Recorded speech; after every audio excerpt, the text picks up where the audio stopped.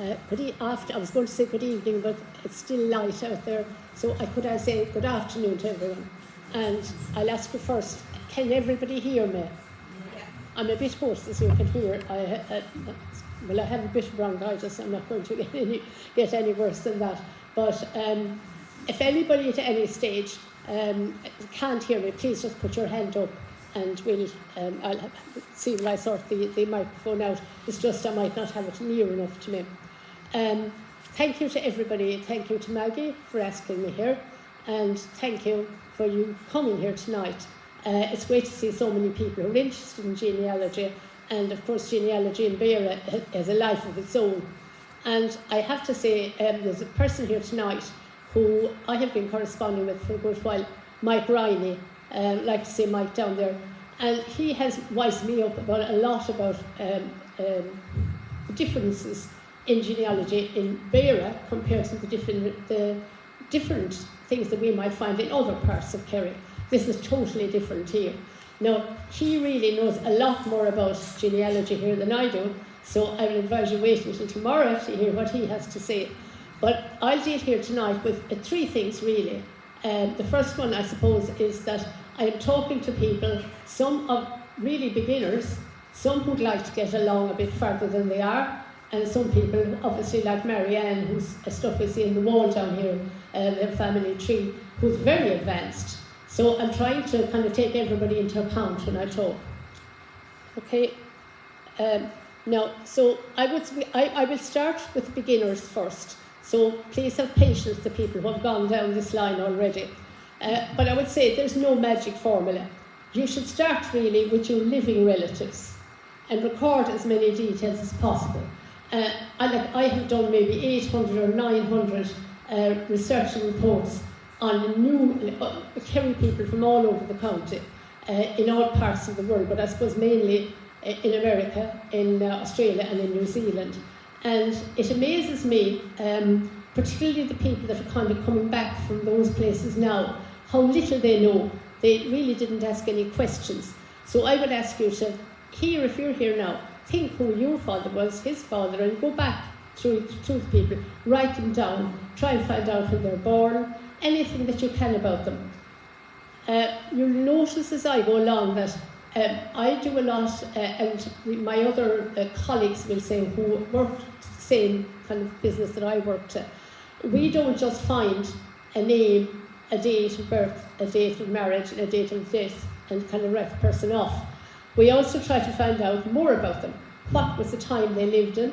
What kind of places did they live in? Were they badly off? You imagine now thinking about it, that you might go back to 1850. How are we going to find those things out? Well, I'm going to show you a few ways of finding them out. But I think it's very important to put a life around people, not to have them as a whole series of names, dates, and that's kind of the end of it.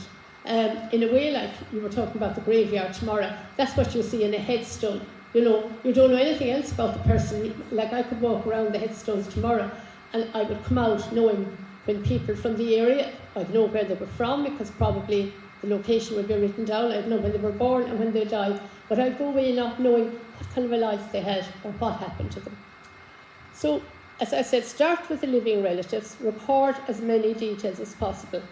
Now, I'm saying here, dubious information, ignore that until the true facts are established.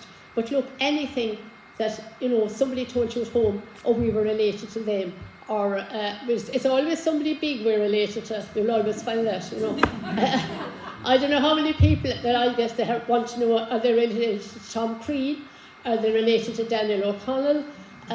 It's always somebody, who's kind of got a name. So in your family, you'll probably hear of somebody that we are related to. Well, they used to say we were related to so-and-so. So try and pin that one down. But in the meantime, log it down. You never know, maybe you are. You have to kind of disprove it afterwards, but write everything down. Work back from the known to the unknown. So then you start to go back further. The things I'm telling you about now, somebody will talk to you about them. An older relative of your own, a sister or a brother of your own, cousin maybe, will say, sometimes the cousins know more about your family than you do. And I'm sure that when I hear the laugh here, I know that's true. because a lot of times when people are growing up, their parents, well, in the olden days anyway, didn't tell them everything that was going on, and there would be a lot of whispering in the house. The children weren't party to it at all. But when it came to the aunties, they were talking, they were all right, and you never know what they would have picked up in the meantime. You'd hear it all back then from the cousins later. Okay, so I'm going to start, when I say the very first thing that I advise anyone to do, after you have gone through the living ones, try to go back, if the person that you're trying to trace is in Ireland, back to the census of Ireland, the 1901 and the 1911. And the other thing I'd say is, if you can see up on top of the slide here, show all information. I've noticed that people never tick that, so they don't get all the information. But this actually is, I was listening to the story, which is a lovely story to tell, the lady with the calendars, and I think I mentioned, I was calling it Canfy, but it's obviously Canfy, is it? Yeah, and these are Hartlets who lived here. Now, I can find out an awful lot about these Hartlets from this. I'm not just looking at it. I can see that the man was the head of the family, the wife is 44, Johanna is the mother, so obviously that's his mother. And then these are the children. I can start with the eldest son, he's Cornelius. Now at this point I decide Cornelius is the father of John Hartnett. It turns out I'm wrong, but at this point I think that's what it is, because he's the eldest in the family. The other things that I would look at, and people don't look at it either, is the house and building return. In this case now they were in a third-class house. A third-class house was quite good at those times. And I noticed that all the people in the townland, RD, it was RD and then it was the country townland, all of the people there had, because you can see one opposite all of them, they all had stone-built houses and slated. They weren't thatched. Now, as well as that, there's a third, and I haven't put it on the slide here, but there's another one that you should look at, and that's the return of out offices. And again, that tells you more about them. The turnabout offices tell us that whether they have, in this case, this family have a stable. Now, it's very important if they have a stable. They're pretty well off. I would just ask the really older people to think back and think of people going to church if you're living in this area or any other country area. The people who arrived in a trap with a horse were infinitely superior to the people who arrived in a donkey and car. That's just the way it was. So to have a stable meant you had a horse. So this family had a horse, they had a cow house, a calf house and a piggery. So they had quite a lot going on in the farm. And if I was to ask any of you, would you think they were comfortably off? Would you think they were really poor? If you made you have to think on it. You have to, get an idea. I think they're comfortably off. I would say that from what I can read there. So there you start, you've got some kind of a feel now for it. Now, as I said, this is the 1911 census. And in the 1911 census, there's also a question. And the question is, how long you're married and how many children did you have? So in this case, they were married 19 years. They had 10 children and 9 are still alive. It's a part of the system. I just didn't show it you on this. So that doesn't really tell us very much at this stage, but it does mean that we can look for the children. If we were descendants of this family, we can now start to find out where did they go, what happened to them. Did some of them marry in the locality? Did they marry locally? We know who their parents were. We know if they were married 19 years, and this is a 1911. You subtract the 19 from 1911. You have to take into account there might be a little inaccuracy with a year or two. And in no time at all, you'll find what the wife's name was there. You could also look at the births of any of the children that are on it, the Cornelius, any one of them, and look up and see Cornelius Hartnett. He's, what age did I say? He's 16, I think. It's a bit small here now for me to look at. But you go back and you look at that on the civil registrations to see on that who his parents were. It'll also, on the civil registration which started in 1864, it will be very precise as to whether he was a farmer or a labourer. Basically, they were the two things. There was nothing else to be. Maybe if you were something like a cooper or you had a craft, that would be in it, all right. But I think in this case, I think this man was a teacher, actually. All right. No. these people have, any of your ancestors who weren't in Ireland at that time, but they left and they had gone to the States. Well, I always look at the US Federal Census to find everything out. You have to go into probably ancestry.com, and I'll come to these at the end when I talk about sources. But I can learn a lot again from that. This one here is the 1860 US Federal Census, which is just a family in North Kerry I was looking for. And the things I learned from it was mainly where the children were born. If you see there's Ireland, and then there's Illinois. I don't know what the other ones were, but anyway, there's only at the top, I think there's 2 in Ireland, and then down at the end there are 2 more. So if they were born in Ireland, and that was it, there weren't any more born there, you have like infinitely looking for them in Ireland is very hard. They mightn't have been, they obviously would have been baptised, but you mightn't get them in a baptismal register. Maybe the particular register has started much later than that. So you don't have to look for any more because the rest of them were born in America. Now in this case, there's something else here as well.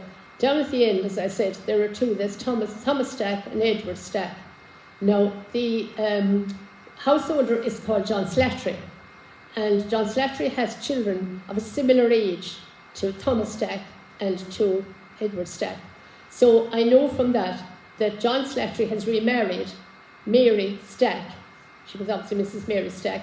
She had 2 sons. I went back and I discovered they were from Causeway actually, and they were the sons of Gerald Stack, and they are now in this family here. So any census will, it'll pinpoint a lot of things to you.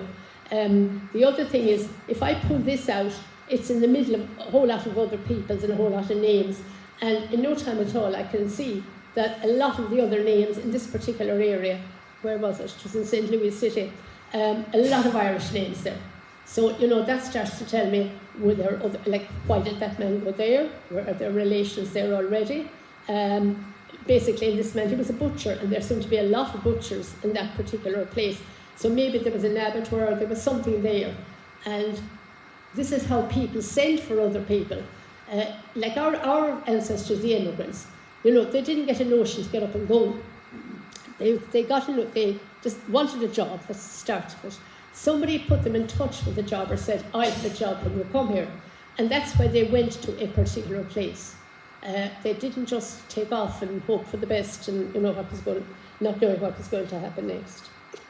Right, so I'm not going to do much on the land, but basically our land details are much better than our baptismal records. A lot of our baptismal records in the Diocese of Kerry would start late. In nearly every single one of them, there are bits missing.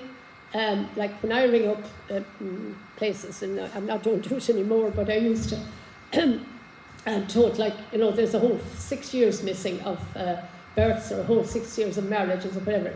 And the current priest who's in charge of them obviously wouldn't know, and they didn't go in his time. They've gone in the early years, maybe in the 60s or 70s. But they'll always tell me it was Americans came and they took them, But that's kind of an easy way out. I'd say some probably did. But you get all kinds of stories, the black and tans burned down the presbytery. In one particular location, which I actually asked the priest about, greyhounds ate some of the registers.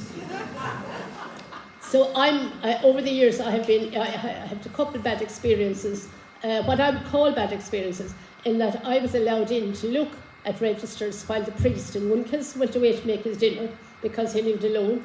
In another case, the priest was out and he came back eventually and we found the registers kind of thrown on the floor in a shoebox, and they were all like the mice had been at them. Now, they weren't in his case. The mice were, it wasn't nowadays the mice were at them. And I said to him, have you any safe or anything? And he said, oh, I've been promised one. Well, now, I think all that, that is entailed now. And because almost all the registers are online anyway, they would prefer you didn't go looking and wasting their time, or taking up their time, I should say. So I think there's a much better grip on them now. But each parish looks after their own register. The bishop doesn't actually own them. He might issue orders about what way he wants them, but each parish owns them themselves. All right, so this is Griffiths. So I just took the one particular townland, Canfey. Now, it is in Tusa civil parish, and probably a lot of you know about Griffiths already, but it was a man called Griffiths who came to do it. It was a taxation issue, really. He came and surveyed the country, and almost everybody is in this now. There are no women in it, unless the woman was a widow. There didn't seem to be any single women owning anything. So when you'd see a woman's name, you'd know she was probably a widow. And actually, maybe you could go back before that, you discovered, that her husband had owned it, or her father-in-law, or something like that. So in this particular case, there were just 5 people. Now, first person I showed you were the Hartnells, but they're not here in 1852. So if I were looking for the Hartnells, I'd now have to go somewhere else to look for them. I think myself, if I can remember rightly, when I did this, that this man Hartnell, I think he was a teacher, and he came actually from the Abbey Field side. So, he came here to teach. But you'll always get an answer as to, what really is happening. So in this case, the Eugene O'Sullivan, they were, of course, now, I'm not going to start on O'Sullivans, because we could be here for the night. Sorry, Maggie. But I think we all know about the O'Sullivans, all right? So in this case, there's Eugene and John, and then there's James Casey, Cornelius Healy, and David Sheehan. Now, the Marquess of Lansdowne was what's called the immediate lessor. That means that they paid their rent to the Marquess of Lansdowne. However, Eugene O'Sullivan paid his rent to John Sullivan, but John Sullivan in turn paid the whole lot rent for the whole lot of them to the Marquess of Lansdowne. So each of them had decent amount of land, which was decent enough, acreage in that time. Daniel Sheehan, had 63 acres. It would depend very much on the quality of the land, obviously, for the valuation. Oh yeah, thank you very much, that's great. Lovely. There are other things in Griffiths that you can look for as well. Now, I went to a website called findmypast.ie to find out more about this. And if I go into Canfey on that, I might see, you don't see it in all of them, everything that we have going back, none of them are, not every location has the same information. Some will have great information, some won't. But in this case, you might get the tenure, how long the tenure that they had the land for. They obviously all only tenanted the land, and it would tell you whether they had it for so many years, since 18 something, whether they had it for 3 lives. I've had situations where I've gone into this to find house tumbled. Now, if the house was tumbled, it meant that it was during the famine, obviously 1852, before the famine. If the house was tumbled, the people were gone. And the house was tumbled, so nobody else would. It was kind of like an eviction, and the people so they wouldn't go back again and try to build it up. So you get a good lot of information in that case. Now, there were other ones before 1852. There's the tithe allotments. That's a little bit, you won't get as much information of that. It's 1823, generally speaking, in Kerry. And it was tithes were brought in where they paid the Church of Ireland minister. And of course, this was on the amount of land that they had. You had to have over 1 acre to be in it anyway. But nobody wanted to do this. They didn't want to pay the Church of Ireland minister. So, there was a lot of trouble about it. It wasn't very popular. It wasn't popular at all. But you will get names as well in that. And if you can find one of your ancestors who was in Griffiths, and then maybe his father was paying the tithes. And that's great. You're going way back now towards the 1800s. Right, we're coming to kind of the tip side of it now. When somebody comes on to me, and usually I get sheets of stuff and I can't just take it in, I can't read it, because there's a load of stuff that I don't really want, it's kind of padding in it. Normally I just go straight back to them and I say to them, I'm going to send you a query form. Now, it's 1 sheet of paper, I made it into 2 here, and I only want you to fill this in, because from that I'll be able to find out whether I can find your family or not. And going back to the O'Sullivans, I'll be able more than likely to identify your family, which is very important, obviously, from the other O'Sullivans or from whatever. So I'll show you what I'm looking for here. But I get people who constantly want me to go back to ancestry.com and look at my tree and look at this in ancestry.com, and I just won't go back, because in a lot of cases, they haven't been careful in what they've put in. Ancestry.com makes suggestions to you based on your name or what you put in already. So they could come up with somebody else that's supposed to be your ancestor that have the same name, but as we know, like in Ireland, everybody had the same name. You know, if you had Murphy and you were, I don't know what you were, Patrick Murphy, well, how do you decide he's my ancestor, you know? So they would be very confusing, so I would prefer to do this. So I'd ask them for their name, their date of birth. Now, generally speaking, no Irish person in the 19th century, I'm mostly talking about the 19th century, nobody knew their exact date of birth. They didn't need it. They didn't have a 21st, they didn't have a 50th, they had nothing like that, okay? And they were totally surprised when, like the first time they would come across it is if there was a census here in Ireland, or if they were maybe emigrating, and suddenly the other country that they're going to needs to have their name, address, and they need to have a date of birth. So you can see the vast majority of those who go to America, they come up with the date of birth. I'd say 5% of the people that I have dealt with have ever had the right one. But the funny part of it is that so now they're in America, they have a date of birth, and a lot of times it might be Christmas Eve or St. Patrick's Day. That's a very favourite one. If you saw that, you kind of get suspicious. But the next census comes out, and my Irishman has forgotten what he wrote in the last one, right? So he puts a totally different date down. Now, unfortunately, Americans, I like to think they live in a kind of a law-abiding, I'm not too sure sometimes that they do, but they live in a very kind of structured, what's what is what, like what you write down, and to people, or your date or birth or whatever. In America is that, and that's it. So to try and go back and tell them that they have the wrong, that they weren't fooling anyone, they just didn't know, like that's quite difficult. They read all kinds of things into it, that they were running away from the black and tans or something, and then maybe put the wrong date down. That has nothing to do with it. It's just they didn't know.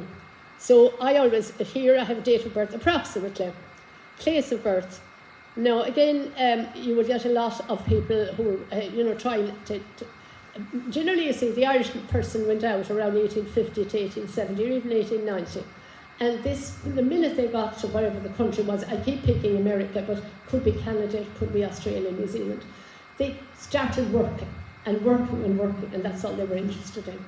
And they had no time really for anything, only working and getting a home together. So the next generation after that had some schooling, more obviously than the father had, or the mother had going out. The next generation had even more again. And now we're dealing mostly with professors and accountants and, solicitors and stuff like that. And because they're so well educated now, they find all this very difficult to believe. They find it difficult to accept. Place of birth. Some people would have, again, because we had such a bad education system, we had no schools until 1831, and the girls probably wouldn't have gone very much to school anyway, very high. Even any census, you'd have a large number of people who couldn't read or write. So when they went to the places that they went to, they gave their names to the government official or whoever was taking the details. Now, I think it was Marianne came in earlier, and she has one of my books, it's called The Kerry Girls. And when I started to do that, I had a lot of people in Australia who were some of the orphans who were sent out there from Kerry. But they had all the wrong kind of, they had all very meshed up names, that they were coming back, but I couldn't figure out where these places were. But actually, if you're from Kerry and you know the lingo, and you say the word out loud, that Listowel would be Listowel, right? Whatever way it would be written, it wouldn't mean it at all. And they would never have had an opportunity to find the place, looking it up in a map or looking it up somewhere. So the other thing that they did a lot was that when they got to wherever it was, and it was a small place that nobody might know at all, and I'm trying to think of some place, I can't think of any place in Kerry that nobody know at all, but anyway, they would write down Killarney, or they would write down, some of the nearest town. Killarney would have been a favourite one, because obviously everybody had heard of Killarney. But that's all you've got then, so you have to kind of try to work around that. Now, ancestors' parents' names would be very interesting to get, obviously, if you could have it. And in a lot of cases, they can come up with that all right. No, they wouldn't know anything about the parents' year of marriage. No, ancestor, siblings, sometimes they might know a bit. When you could come away down here then to the spouse's name, but the main one here would be the children of the ancestor. And what I would want, and I would want them to put down the children's names, and they're probably now, their grandfathers they're talking about, or their great-grandfathers, and they would really have that. But I want them put down in order of birth, because at that time, you know, I knew the eldest son was definitely going to be the father's name, like 9 times out of 10. Unfortunately, Mr. Hartlett that I had earlier, I wasn't right about him, but that is nearly always the way. You'd like to see the names then as well. If you saw a name in the middle of the family, like Sylvester O'Sullivan, you know they weren't the Sullivans of Ardee or the Sullivans of someplace, they wouldn't have had a Sylvester. But you would start to look in various online sources, particularly the baptisms, for a Sylvester, and see, even if you picked one up, he might have been in Dingle. Now maybe you have a family, maybe you should start looking for the Sullivans in Dingle. You know, these are the kind of hints that you get to go looking for things. I'm not bothered about religion because they were always Catholics. Date of immigration, it's good to get that if you can, and the location.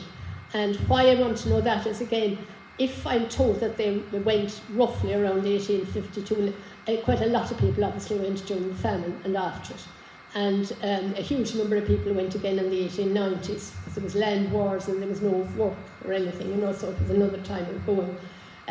But I'd start to look then, as I said earlier, at the census, the US census from those areas. No, anything else. Sometimes what the person wants, they haven't really told me. Like I'm doing a lot this week now of people who want to get Irish ancestry, they want to get Irish citizenship and a passport. And it has to be their grandfather or grandmother. They have to have a grandparent to get that. So we have to find the grandparent. And in both cases this week, neither of the grandparents have a birth cert, because it was compulsory after 1864 to register a birth. But I always say, the Kerry people anyway, but about the Irish people, were more in fear of God than of Queen Victoria. So they always baptised the child. We can be certain the child will be baptised, but they didn't always go and register. And it could be for a particular reason. Like if somebody was born here now, the father, it's usually the father, would have to go probably into Kenmare now to register, and he's not going to do that until he's going in with cattle or something, or he has some reason to go in there. And he was supposed to register it then within a particular time. I think we'd just say a month. I think it was a month. But when he got, or there was a bit of a penalty to be paid. But when he got into Kenmare, and he was now 6 weeks later, well, he just put down the month before. So that's another reason then the birth is going to be mixed up, you know, and people can't believe it at all. Like people had to live, they had to exist, and they had to do what they had to do to keep existing. That's about the size of it. So like when I say here, down at the bottom, they might say, I want to get Irish citizenship. Well, now I don't have to go looking anything. All I want to do is find the grandparents' birth or baptism. I had a little difficulty now with some of the places about the baptism. It must be certified by the priest. And I don't know how many of you know about GDPR. Right, well, this fella has raised his ugly head anyway. And now sometimes I'm not allowed asked for the baptismal cert of another person. So there's a whole lot of song and dance, and you might have to get an attorney at the other side, you know, to validate it or something like that. But not everyone does it, but some do. All right. Now, we're getting to Beara, right? So you can see I'm talking about the peninsula south of the N71, and I think we all know that, you know, one side of it is in Kerry, one side of it is in Cork. The problem that makes Beara different is that the Diocese of Kerry rules, as it were, in the church side of it through all of the peninsula. So the easiest way to tell you about this is that there are 4 civil parishes. Now, I'm not talking about Catholic parishes, I'm talking about civil parishes. And there are 4 civil parishes in Glanarot, in the barony of Glanarot. In Kenmare, this doesn't come into ours, 60 townlands. In Kilcaston, 27. Kilgarvan and Tusist are the 2 we're talking about. Kilgarvan is, Tusist is 76 townlands. Kilcascan has 27. So they're the ones that we're talking about.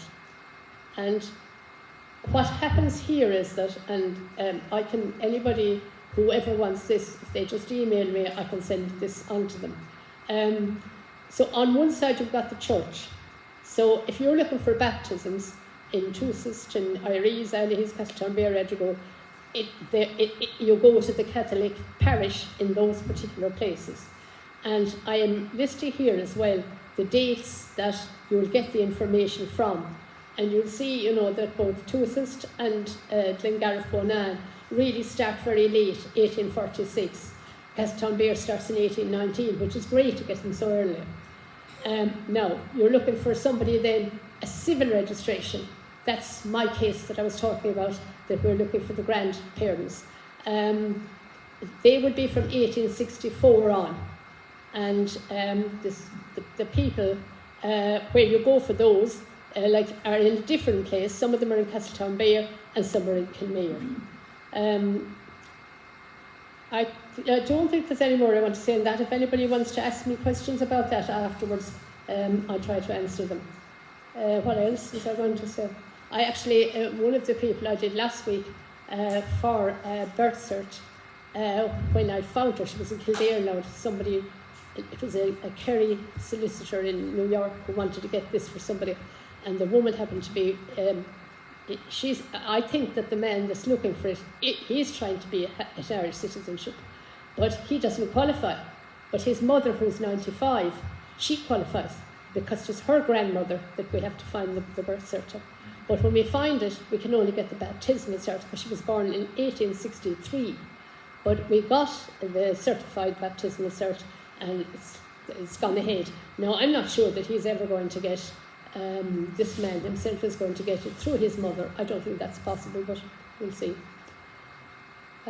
Right, I just wanted to show you now what, anybody who hasn't seen it, this is what you get as a civil marriage register from 1864 on. So in this case now, it was in Kilmayor, and both have their ages are on it. They're not always on it, but in this case they are. A bachelor, Catherine Sheehan was a widow. No, we'll just talk about that. And then both of their areas that they're from, both of their parents, and in both cases it says they're both dead. So you can actually, like if she's 25, and this is 1879, she must have been widowed in the previous maybe 5 years, we'll just take it. So you can go back to the death certs on the civil marriage, on the civil register, and you can find who she was married to, who was the man who died, that was her husband. So you can follow stuff up like that quite a bit. This really are sources. And the first one I have called here is the Annals of Beara. It's a very famous book. It's by Roberto Dwyer. I'm sure a lot of you know about it, but a lot of you don't know about it. But I'm going to put it up on the table here afterwards for a while. Now, this is the book. I can hardly lift it. This is it, okay? And there are 3 books for this by Roberto Dwyer. I don't think, I was talking to you, Maggie, wasn't I, about this? Yeah, you can get I have a list here now. You can get the details online, but you can't get the books at the moment. You can buy them. I don't know if they're in Tralee in the library or not, but they're about €180 to buy, or maybe today now I saw them in some place and it said 120. But by the time you've paid for the post from the States, it's going to be quite a lot. The books are divided in 3. Not all of Beara is in it. But you have to look at it to see the amount of information that's in it about each family. So we have, on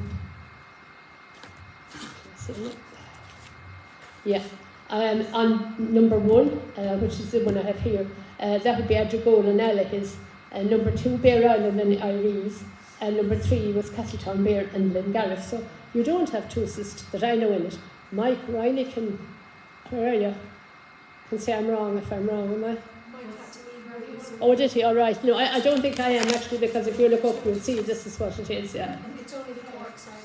Yeah, the Cork side, yeah.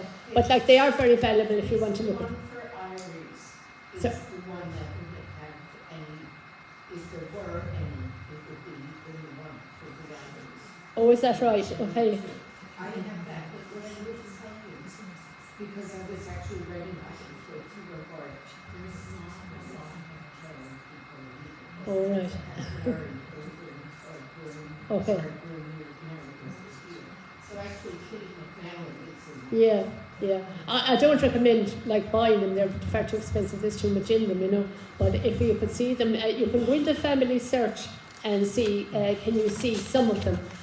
You can see the indexes to them, and you can see the indexes on American ancestors.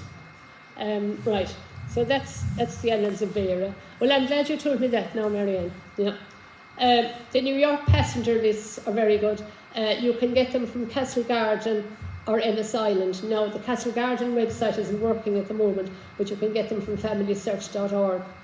The Ireland census, which is free, obviously, just get it in the National Archives, but just look at everything on it. The US federal census are from 1850. Now, to get these, the way I look at them anyway, it's on ancestry.com or ancestry.co.uk, and that is a paid site, and you have to pay unless you go in the library, and most of the libraries actually you can run it for free. There's a whole lot of United States papers, and they're free. It's called Chronicle America .gov. Now, there's great stuff on American newspapers, and why I'm saying that is that when you find somebody Irish dies in some part of the States, particularly if they were any known at all, or they'd made any kind of remark, and they have done, you will find then all the relations who came to the funeral, and that brings you down a whole alleyway, and you can get a whole lot more, It's very good for that. Or it might say Mary and Joan, her sisters Mary and Joan were still at home. There's a lot of information on those papers. Canada, I have it here again, there's the Archives of Canada. Again, that's free. Australia, which I did a lot of my stuff on the Kerry girls. At the time the Kerry girls were sent to Australia, it was 1849, 1850. There was a newspaper in every small little place, really small places, and I was able to learn a lot from those, again free on the site, the Trove. And I haven't dealt at all really with the National Archives of England and Wales. People ask all the time, can you look up shipping like for going to England? You can't. England was the same country as Ireland. It was like going, in the train from Killarney to Dublin. So you can look at a lot of stuff on it here now, the National Archives, but you can't look up shipping or know how they went there. You can look up, obviously, the census in England, and I think they have it right up to 1931, which is very good, really, because it's before the Second World War. I think that's all I have to say at the moment. Then I'd like to thank Maggie and the other people here who asked me, and I'm available if anybody wants to ask questions. If you'd like to hear anything else. Are you all tired of genealogy? It can be very tiring. I have a question on the Griffiths valuation that you showed. The Marquess of Lansdowne was shown to have houses and land, but everyone else had houses, offices and land. Hold on, let me go back. Yeah. Right. So Surely no. if anyone had an office, it was the Marquess of Lansdowne. No. Offices is an incorrect. What does it mean? It means an out office. Yeah. Oh, like an outhouse. Yeah. I know every time I send this to somebody, I always write out in front of it because people assume it was an office. Yeah. No. The Marquess of Lansdowne. I'm going to put my cow in the office. Yeah. Yeah. Don't have a shed anymore now, right? And during COVID, we all had home offices. No, I don't know why that's been there since the word go, like this offices and land. Yeah. No. You can learn a lot really from Griffiths. I prefer now to go into it again, which you have to go in to find my past, and I think you can go. I don't know anywhere else. Family search is very good for lots of things, and it's free. But very hard to find things. Very hard to know where to get the thing, and I suppose that's the best thing. Have I understood correctly there that John Sullivan was a middleman? Well, I would say I would say that in this case, I don't think he was what we call a middleman. I'd say he was renting, and then it might be his son Eugene that he gave it to. He's different to the middlemen that we know, like with that were terrible people that nobody wanted because they were all taking more money. Yeah, no, I wouldn't think it was. You would just have to kind of look at that. You'll probably check back and see, what John Sullivan is there then, had his son, or maybe, or it could be his father. Yeah. Something like that. It could tell you something. Yeah. All right. Yeah, Marianne. Well, everybody hopes it will be produced any day, but it's due to be produced. We haven't been told. It should be in the next year. There's a kind of a thing in Ireland, and it goes back to the churches a small bit as well, in that they don't want to tell you things that you might find out. Do you know what I mean? Something that wouldn't be good for you, and that's a lot of the times the things. And I think when I was refused this week in a particular parish, he needed they said it was GDPR, but in a lot of cases, you see all the births, or the baptism, in the 1800s, it was written in Latin almost, but it always said, Julia, legitimate daughter of, or illegitimate daughter of, right? And all this is written down in Latin, on where anybody can go in and look it for nothing, right? But they don't like you looking at that, like this just might upset the family, or something like 100 years later, or 150 years later. Anyway, that's us here. Yeah.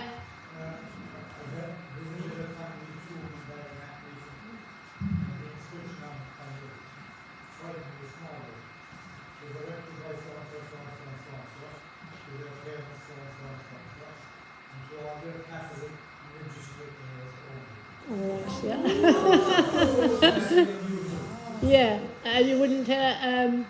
I have to be dainty about this now, right? Did you expect this? Like you knew? Did you know this family? Were they a prominent family in a particular place? Yes, they were grandparents. Yeah, right. Yeah, we'll have to leave it.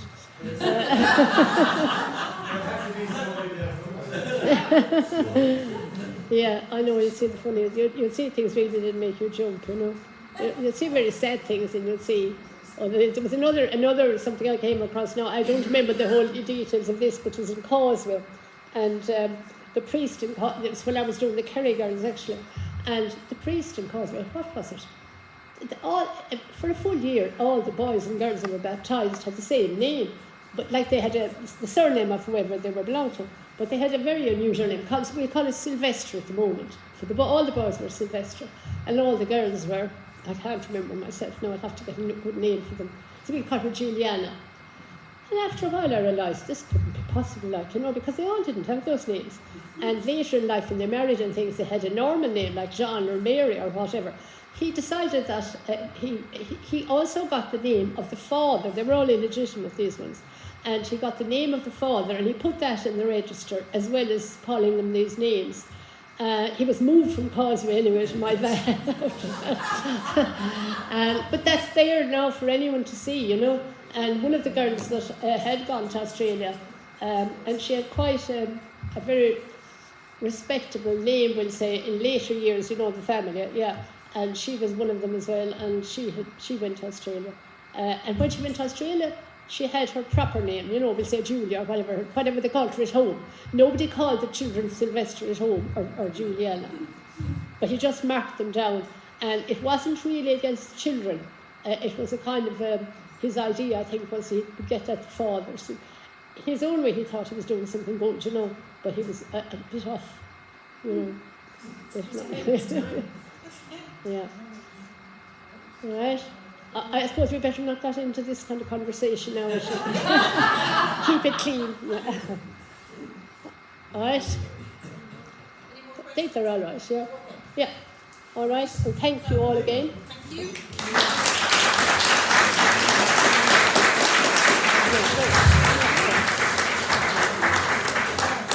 I don't know. know about you, but I thoroughly enjoyed that. Yeah, very. There's a lot of scope for going down wormholes. And Maggie, you have the different things there if anybody wants one of the slides or anything. Absolutely. Yeah. So people gave us their email. I'll hand over to Maggie. Yeah. Go on. Just to say that we'll have the slides we've been recording, Kay, secretly from over here, look. And we'll have the video of Kay's